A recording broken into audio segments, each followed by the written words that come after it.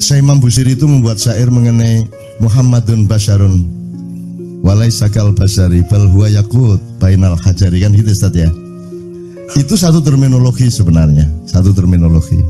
Saya bagaimana elaborasinya terhadap praktek demokrasi yang membuat orang tidak lagi punya tradisi dan kepekaan untuk menghargai keunggulan-keunggulan dan keistimewaan-keistimewaan, kan gitu kan? Itu karena kita semua itu haknya sama. Ya enggak sama dong haknya. Haknya bebek sama haknya burung ya beda dong. Dia punya hak sama ketika pilkada itu toh, ya. Tapi selebihnya dalam kehidupan ini dia punya hak yang berbeda. Hak burung untuk terbang, hak bebek untuk berenang, hak ayam untuk dodol-dodol, ya toh. Semua haknya berbeda-beda dan hampir seluruhnya berbeda. Bahkan dirimu dengan dirimu itu berbeda. Bagaimana mungkin dirimu tidak berbeda dengan dirimu? Karena engkau tiap hari memiliki pengetahuan baru tentang dirimu. Dirimu yang sekarang bukan lagi dirimu yang kemarin, karena yang berkembang adalah pemahamanmu. Makanya Allah tidak mengatakan Allahu kabir, walakin Allahu akbar. Akbar itu artinya lebih besar. Jadi dia dinamis, selalu baru pengetahuan kita mengenai hidup, mengenai diri sendiri, mengenai apalagi mengenai Allah. Karena Anda aslinya tidak mungkin Anda mengenal Allah. Tidak mungkin. Itu Allah memudahkanmu dengan gini aja deh, daripada kamu repot sebut saya Allah. Padahal dia bukan Allah. Jangan terus itu Allah loh, itulah untuk kamu lah supaya gampang gitu loh. Supaya kamu punya idiom, punya ada nomenklatur kan gitu. Aslinya dia bukan Allah. Loh, untuk apa Allah punya nama? Untuk Allah. Kamu gimana sih? Allah punya nama itu untuk disapa siapa? Nah, kalau umatnya dia bunuh semua, terus dia sendirian. Sing nyapa sapa? Lah sakarepe dhek. Lah emang Allah punya teman siapa? Sehingga dia butuh nama untuk disebut, untuk dipanggil. Dia tidak butuh apa-apa, tidak perlu apa-apa. Makanya Ustadz Abdullah mengatakan kita masuk surga bukan karena kehebatan kita, ibadah kita, tetapi karena rahmat Allah. Sama dengan Allah adil kepada kita. Emang dia punya kewajiban untuk adil? Nah ya, apa posisi selain Allah untuk menempatkan Allah pada suatu kewajiban? Allah tidak punya kewajiban apa-apa, dia hanya punya hak. Dan manusia tidak punya hak apa-apa, dia hanya punya kewajiban. Jadi hak asasi manusia itu yang merusak pikiran Anda selama ini. Hak opo dul? Wong kon niku nesing gak iso gawe dhewe. Iso takon menciptakan metabolisme sehingga kamu mengurai mana protein, mana karbohidrat, mana sampah. Terus kalau kamu sama Tuhan udah saya kasih badan urus sendiri. Coba kalau gitu gimana? Bisa enggak? Kan enggak bisa. Kamu melahirkan bayi dan semua bayi di muka bumi ini oleh Allah diseragamkan nangis begitu keluar. Bayangin kalau Allah bikin anomali, ono bayi metu,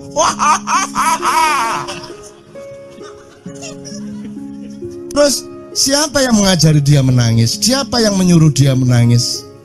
Siapa yang mengajari itu artinya menggerakkan tenggorokannya, urat sarafnya di mulut, di leher, sedemikian rupa sehingga menghasilkan tangis. Kamu pikir bisa ibunya mengajari? Terus engkau kon duwe anak, terus kon bayimu pertama ngenyut, terus kon disuruh Allah, coba ibu, kamu sudah ibu sekarang ajarilah anakmu ngenyut. Yo jajal oleh mului apa? Gimana ngajari? Ayo nak, bibirnya digerakkan. Oke, dikenyut. Ya enggak bisa, bayinya belum paham kok. Jadi bagaimana manusia punya hak itu bagaimana? Enggak mungkin manusia itu punya hak. Kalaupun ada hak itu hak pakai, bukan hak milik, ya toh? Hak pinjaman kan gitu. Nah, ini kalau ngomong hakikat dan kita sudah rusak sekarang ini. Jadi saya bertahan di situ. Saya tidak pernah menggunakan hak karena saya sendiri memang sebenarnya hakikatnya tidak punya hak. Nah, sekarang ini supaya Ustadz Nur Samad nanti lebih mudah menjelaskan, saya kasih teman-teman idiom-idiom ini. Hak dan kewajiban. Kemudian gini mas, tadi kan kita ngomong mutiara, batu, jadi berarti ada berlian, ada emas, ada macam-macam hasil, ada ake ya, ada ake segala macam. Sekarang ini lagi laris ini ake-ake ini. Apa? Bacan. Apa itu Pak? Oh gitu ya, batu bacan ya. Sekarang gini, kalau mau ngomong praktis gampang. Presidenmu ku krekil ta Mas, ngono wis. Wono sing ngomong opil lho. Gini, saya tidak loh, apakah batu menjadi rendah karena dia batu di hadapan emas? Kan enggak. Batu punya harga dirinya sendiri, cuman batu jangan diemaskan, emas jangan dibatukan, kan itu masalahnya. Nah, mekanisme yang kita sebut demokrasi ini memungkinkan kamu menaruh bongkahan batu di makomnya emas, itu masalahnya. Jadi seluruh cita-citamu tidak akan berhasil selama kamu tidak bisa menempatkan emas sebagai emas, mutiara sebagai mutiara. Dan di sini Anda menemukan mutiara di dalam dirimu. Nah, ini kan banyak sekali kalau mau kita elaborasi, gitu loh. Kan kalau pakai istilah lain gini, di dalam di bahasa Arab ada istilah man yu'alikul jaros. Ya, siapa yang naruh kelinding-kelinding di lehernya kucing. Ini sing arek pesantren Ruhi ya. Jadi gini, tikus itu pusing karena asal dia mau makan, kucing datang makanannya direbut. Setelah berlangsung sekian bulan, akhirnya para tikus ini seminar. Yuk kita runding. Ini gimana supaya makanan kita nggak dirampok terus sama kucing. Akhirnya disimpulkan, oh kalau gitu gini aja. Kesimpulan seminar, di lehernya kucing itu ditaruh bunyi-bunyian, gelindingan. Wah, semua sip. Begitu kucing nanti mau datang pasti terdengar, sehingga kita bisa menyelamatkan makanan kita. Lega, mereka terus pulang ke lorong masing-masing. Sampai di tempatnya mereka berpikir, siapa yang masang nanti ya? Nah ya kon ngomong utang kayak ngono iku mang, iku terus sopo sing kate ngatasi ku sopo? Kalau kita tidak ciptakan manusia-manusia Indonesia baru seperti yang ada di hadapanmu ini, mereka adalah yang akan yu'alikul jaros. Mereka yang akan menaruh kelindingan di lehernya kucing, kan gitu kira-kira. Nah, Anda tetap dengan konsentrasi itu aja dirungono arek Malang. Ya bapak, arek Malang wis ngelundase.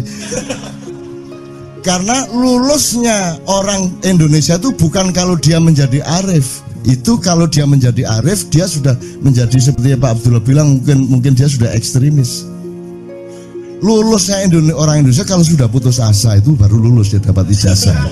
Gitu loh. Ini gurung putus asa berarti gurung masalah kon. Karena seluruh masalah ini tidak mungkin Anda selesaikan sendiri. Tidak mungkin Anda segera susun presiden dan kabinetnya yang bisa mengatasi yang Anda gelisahkan tadi. Iso kon nyusun ayo. Ayo sopo presidennya wis. Sopo menterine, sopo BUMN, sopo iki. Bisa kamu susun itu? Temukan mutiara-mutiara Indonesia. Bisa nggak kamu susun? Sama-sama itu sopo? Harus jelas menterinya siapa. Bisa nggak kamu temukan sekarang? Maksudnya kita susun bersama-sama. Nah, artinya kamu sendiri nggak punya konsep tentang kabinet yang itu. Yang gue iki kon. Ya. Sekarang gini aja, man yu'alikul jaros. Semua kamu keluhkan bener. Kata temen si Dodi Setiawan tadi mengatakan, wis seru aku wis gendeng kabeh iki wis ngono ya. Oke, kan harus kita atasi apa saja dan siapa saja yang diperlukan to solve the problem. Ya, kan tidak bisa toh hari ini bisa? Ada kemungkinan nggak hari ini? Nggak ada. Bulan depan? Tahun depan? 3 tahun lagi? Ya iya belum toh. Belum bisa terjadi karena persyaratannya tidak kita identifikasi.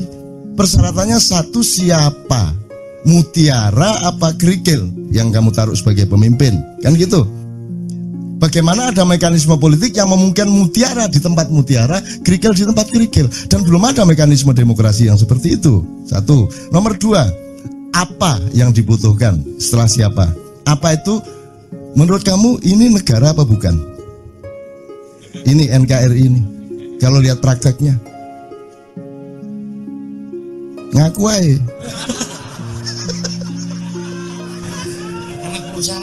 Anak perusahaan. It's not state at all. Not even corporate. Mikir kita tol nek gak gawe. Not even corporation. Tapi only anak perusahaan. Tool of global and big corporation. Betul. Jadi bukan negara, bahkan bukan hanya bukan perusahaan, bahkan dia hanya anak perusahaan gitu ya. Betul. Nah, sudah selesai sekarang. Jadi kamu juga jangan terlalu masuk hati itu mengeluh itu. Oh jelas bukan negara kok kamu bersemangat ini harus kita. Ya apa ngancane anak perusahaan ini cabang ke Amerika, cabang Indonesia, kan gitu kan? Serius? Iya, di dalam koordinasi Singapura, terus nanti di kavalerinya Israel, Arab juga ikut, terus Pembiayaannya Bank Dunia. yang Bank Dunia dan sistemnya syariatnya harus syariat Bank Dunia kan gitu kan? Iya. Bahkan kalau ada bank apa syariat, itu benar apa syariat Islam? Kalau kamu masuk ke bank syariat, terus kamu tidak menemukan Islam di sana, yang salah kamu apa mereka? Yang salah kamu, karena kan dia tidak bilang bank syariat Islam, bank syariat tuh. Ya syariat itu yang penting aturan ya ta? Ya aturannya sakarepe sing duwe bank. Lah kok kon nuntut Islam, goblok kon. Ya salahmu dhewe. Karena kamu terkena stigma bahwa kalau bahasa Arab mesti Islam, goblok itu jenenge.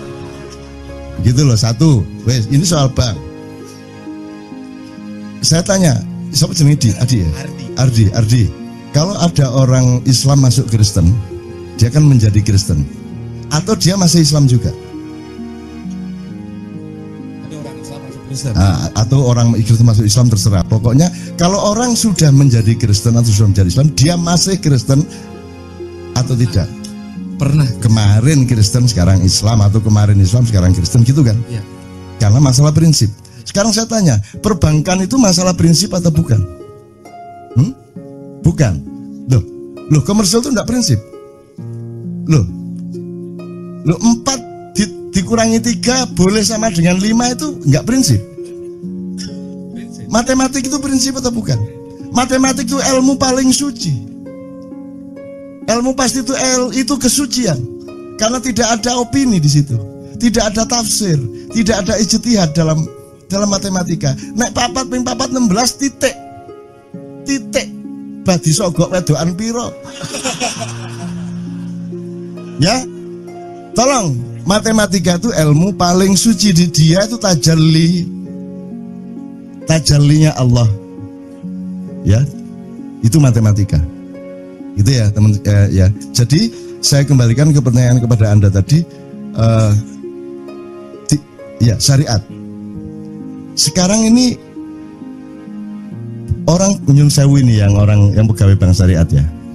Dan dakwah terusin saja wong darurat kok. Darurat itu enggak masalah. Atau kalau waktu di Boyolali saya tanya gini, Bapak, Ibu-ibu ngertos bedanya tayamum kali wudu? Ngertos. Tahu bedanya wudu sama tayamum?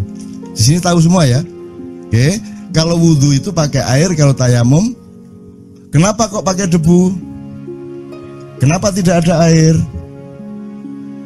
Bisa karena airnya kotor, bisa karena airnya dicuri orang, bisa karena tidak ada air, PDAM-nya nggak jalan, dan seterusnya. Kemungkinannya banyak, dan itu bisa diterjemahkan ke kasus-kasus nasional. Sekarang pertanyaannya sederhana, ini negaramu ini negara wudhu apa tayamum? Nah, jelas kan masalahnya? Jelas masalahnya? Oke, ya. Jadi kalau kamu itu ngomongin macam-macam tadi, kamu harus ingat bahwa ini tayamum iki. Nah, jadi sekarang di Boyolali, di Boyolali dan Salatiga itu sudah jadi idiom rakyat. Oh, siku lurah tayamum itu. Gitu. Ya mudah tuh Mas. Nah, cita-cita kita adalah bikin negara wudhu beneran, dengan air beneran, kesucian beneran. Jelas ya? Gitu loh. KC ini, Ma'iyah ini adalah untuk transformasi supaya kita bisa benar-benar menjadi manusia wudhu. Karena kita tayamum terus. Karena debunya kita harus kena narkoba, kena taek, kena segala macam ya. Gitu loh, ya. Ya, oke. Jadi kembali ke bank. Berarti bank itu prinsip enggak? Kenapa bank mandiri upamanya kok bikin bank syariat mandiri? Karena ada yang tidak benar menurut mereka di bank mandiri konvensional, sehingga mereka bikin yang lebih benar ya? Kira-kira gitu. Loh kalau enggak ngapain bikin bank syariat kalau enggak prinsipil? Loh kudune kan kalau memang bikin itu kan karena ada prinsip yang lebih benar. Makanya saya tanya, kalau orang Islam sudah masuk Kristen, dia sudah Kristen apa sudah Kristen tapi masih Islam? Lagi apa? Bank Mandiri ki wis syariat ta gorong? Belum loh, sudah ada syariat gitu kok. Enggak, itu prinsip juga, Cak. Nah, itu prinsip. Kalau prinsip, kalau memang sudah bikin bank syariat, yang lama bubar. Nah, prinsipnya bukan di syariatnya ternyata. Prinsipnya mencari nasabah baru. Jadi ternyata syariat itu hanya alat ekonomi dan kapitalisme untuk mencari nasabah baru, memperluas pasar. Itu kan yang kamu maksud tadi. Ya kalau gitu jangan sebut syariat. Entek kata-kata apik ndek donya iki. Syariat wis digawe, ya toh? Saiki ono lomba perkutut akbar. Ono ya. Ya apa iki entek apa? Habis kata-kata yang baik ini. Ben ada wali, ada dewa, habis semua nih. Ya, apalagi? Saya tuh betul-betul ingin penuntasan kegilaan. Mbok nek gendengku temenan aja setengah-setengah. Masa belum ada? Iya, misalnya TV ini kan belum lengkap, belum ada apa? Kalau misalnya RC itu RCTI apa toh? Raja Wali apa gitu. Kalau misalnya pesawat kan Air Asia atau Lion Air. Mbok sekarang tuh bikin Jibril Air. Mbok ada Muhammad Band, Rasulullah Band, gitu. Mbok bikin perusahaan Allah Subhanahu Wa Taala. Mesisan ya. Sekalian gitu loh. Kayak pesan Quran hadis. Ya, ada Quran hadis and cool ngono ya. Ngono mesisan. Saya tidak ngerasani bang, saya cuma ingin mengatakan ternyata memang salah satu jenis kegilaan yang diomongkan Dodi tadi itu adalah kita itu menggunakan hal-hal yang prinsip untuk main-main. Kan gitu kan? Dan itu tidak mungkin selamat. Maka Anda kumpul di sini ini karena Anda dicalonkan Allah untuk menjadi penyelamat seluruh bangsa Nusantara. Mana ya? Terakhir, Yakut nanti Ana mohon semua wacana mengenai Yakut ini ya Ustaz ya. Saya ini nanti Anda pulang ke rumah, gitu. Terus sampai rumah kan tidak ada KC lagi. KC tinggal kenangan, Maiyah tinggal ingatan. Anda kembali ke masalahmu masing-masing, dengan kegelisahanmu, dengan kegalauanmu masing-masing, kedip, ya kan? Ngiler melongo, ya kan? Gelisah, waduh, ini kok ya opo, ini gimana, ini belum saya bayar, waduh nanti di kerjaan begini, kan gitu. Anda kembali ke masalah masing-masing. Aku bertanya, siapa yang memperhatikan bahwa engkau sedang galau? Apakah Indonesia tahu Anda galau? Apakah negara ini tahu engkau galau? Apakah pemerintah concern terhadap galaumu? Apakah ada ulama-ulama yang ada di dalam file dan kenangan hatinya bahwa umatnya galau? Kamu akan sendirian nanti di rumah masing-masing. Maka kamu harus punya sahabat sejati dalam hidupmu, sehingga dimanapun engkau berada dalam keadaan apapun saja, engkau memiliki teman. Dan siapakah temanmu yang sejati itu? Maka hadiah handphone. Iya, enggak apa-apa. Bagus juga. Konek kalau handphone juga terus terpaksa digadekno, ya kan? Tak kasih saran mudo kon ndek kamar iki. Mudo kok delok dhewe raimu. Kok selentik sabar le. Terus ngilu kok jundu dhewe ala dapurmu gitu ya. Gitu. Oke, saya ingin mengatakan begini. Tolong kembali ke hidupmu yang sejati. Kemanapun engkau pergi, kamu harus selalu memiliki kesadaran untuk berpijak kepada yang sejati. Yang sejati itu gampang. Saya kasih 3 idiom. 1 cangkul, 2 pedang, 3 keris. Jangan dilihat kerisnya sebagai benda, jangan dilihat pedangnya sebagai benda, jangan dilihat cangkulnya sebagai benda, tapi sebagai pemahaman dan kesadaran. Kalau cangkul itu fungsi apa, Dek?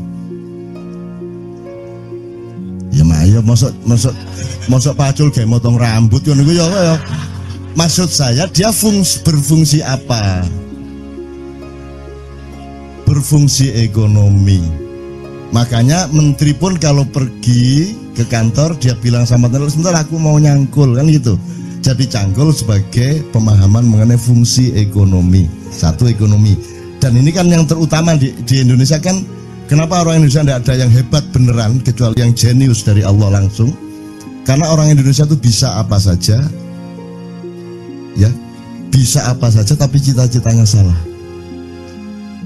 Kalau orang Barat lumayan, bisanya cuma satu hal, tapi mereka tidak punya kemungkinan, maka mereka bersungguh-sungguh dalam satu hal itu, sehingga banyak ekspor master di hal-hal yang mereka konsentrasi. Kini sembarang iso, tapi kan sing serius dan salah tujuan, salah cita-citanya apa? Kita tuh inginnya kaya, kan gitu. Orang Barat inginnya bahagia. Ini menurut Rawahu Sabrang. Ini saya diceramai Sabrang. Saya diceramai Sabrang tadi malam. Jadi anak saya adalah guru saya dan itu nyata. Kan dulu saya bikin struktur ini, Ustaz. Jadi kenapa Islam, Sabrang juga nih yang ngomong, kenapa Islam pada abad 8 tidak bisa populer, tidak diterima? Karena yang membawa adalah pedagang. Nah, pedagang itu kastanya paling rendah, gitu kan. Tapi ketika Islam yang membawa adalah para syekh, para ulama, para maulana, Maulana Magdum Ibrahim dan seterusnya sampai Sunan Giri, sampai Sunan Kalijogo, semua orang pada masuk Islam karena mereka percaya kepada Begawan, mereka percaya kepada Panembahan, mereka percaya kepada keris dalam tanda petik, ya, nanti tolong diingetin untuk kembali ke keris. Mereka percaya kepada orang mulia, orang yang menjadi pusaka bagi orang banyak, gitu kan. Kemudian sekarang kita terbalik 180 derajat. Yang paling kita utamakan adalah kaya, di bawahnya berkuasa, berkuasa pun untuk kaya, di bawahnya lagi pinter, pinter pun untuk ikut berkuasa supaya kaya. Nomor 4, kuat. Kuat itu punya kekuatan, punya akses, punya kesaktian, punya apa, itu pun untuk supaya dia ikut berkuasa supaya kaya lagi. Jadi cita-cita kaya. Terus terkenal,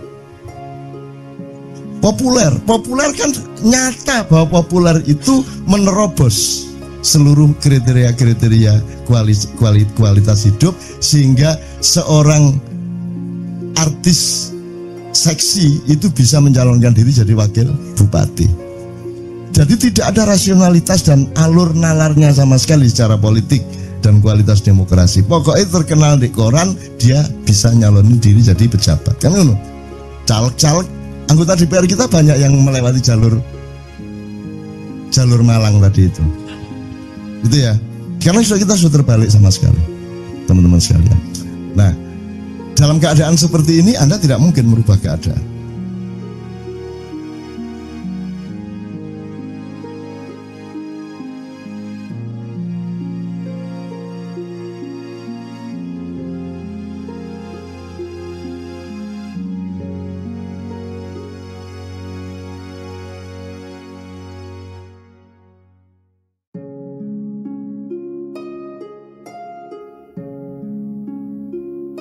Assalamualaikum warahmatullahi wabarakatuh. Untukmu yang selalu gelisah dan tidak percaya diri. Mayoritas manusia merasa bangga akan identitas yang melekat pada dirinya.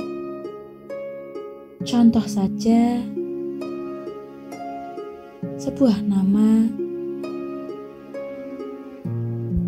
gelar yang melengkapi namanya, baik di depan atau di belakang, yang bisa menunjukkan tingkatan kelas akan ilmu yang telah seorang tempuh.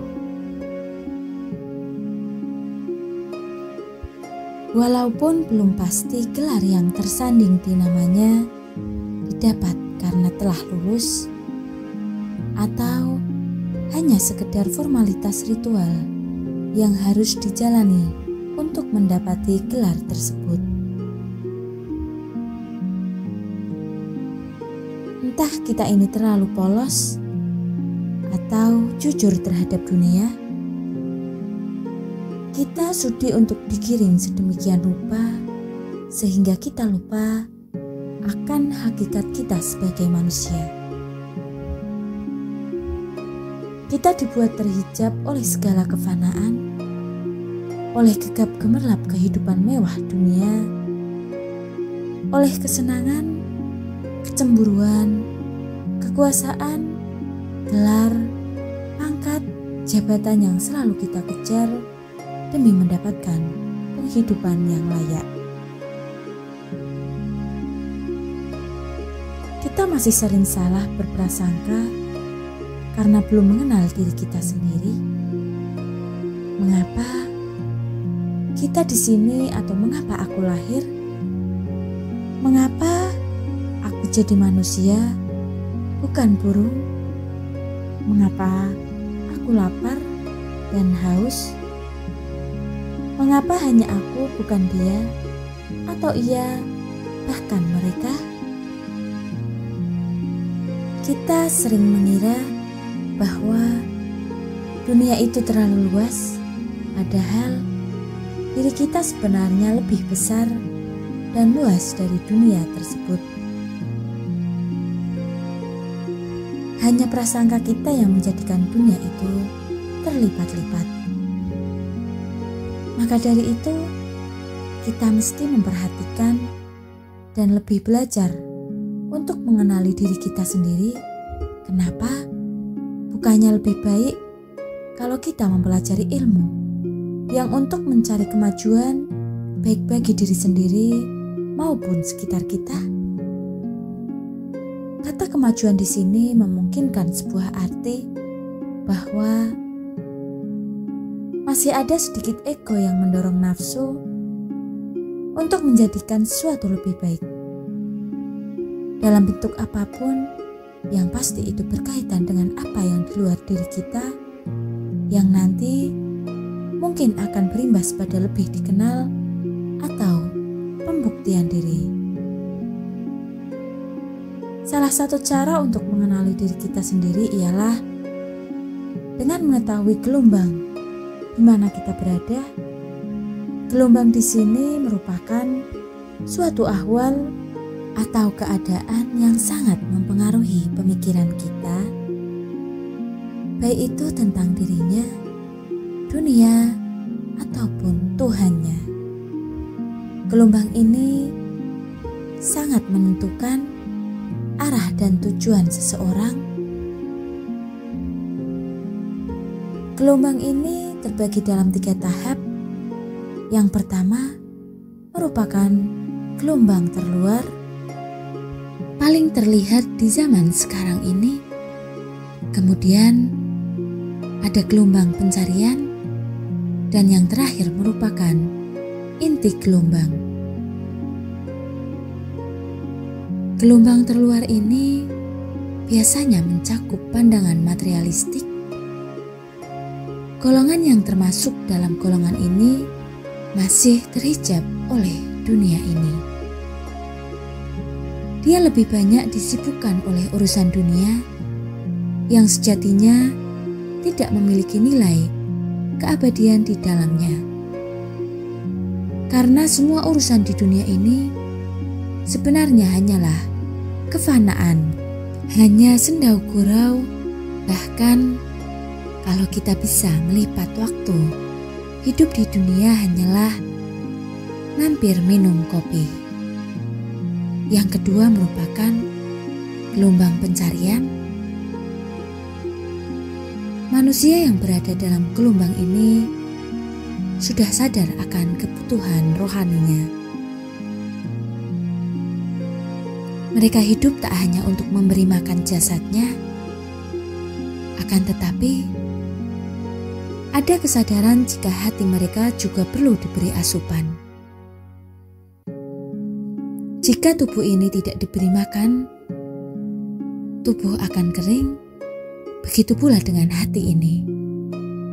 Kalau hati tidak diberi makanan yang sehat, maka hatinya pun akan condong ketidakjelasan yang tidak memiliki manfaat dalam kebutuhan rohaninya.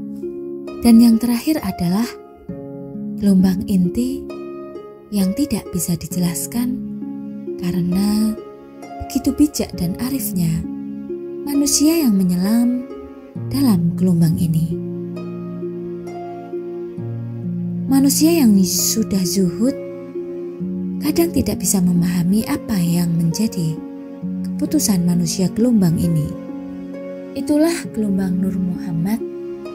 Semuanya sudah menjadi hakikat bagi dirinya. Ini merupakan sebuah perjalanan menurut ulama terdahulu yang bisa dijadikan acuan dalam niteni gelombang diri. Dalam perjalanan pertama, hanya orang umum dan khusus saja yang bisa memahami. Perjalanan dalam menepaki gelombang yang kedua, hanya orang khusus yang mengerti karena zuhudnya mereka. Sedangkan dalam perjalanan terakhir, baik dari golongan umum maupun khusus, tidak bisa memahami keadaan perjalanan ini. Karena perjalanan terakhir ini sudah masuk ke dalam hakikat dan menuju makrifat. Inilah gelombang ketiga ketika manusia akan benar-benar diuji sehingga seseorang diharap akan menemukan sebuah arti tentang hakikat hidup. Ketika seseorang tidak bersandar sama sekali kepada makhluk kecuali hanya kepada Sang Hayu. Semoga kita semua bisa mencapai pada gelombang terakhir ini,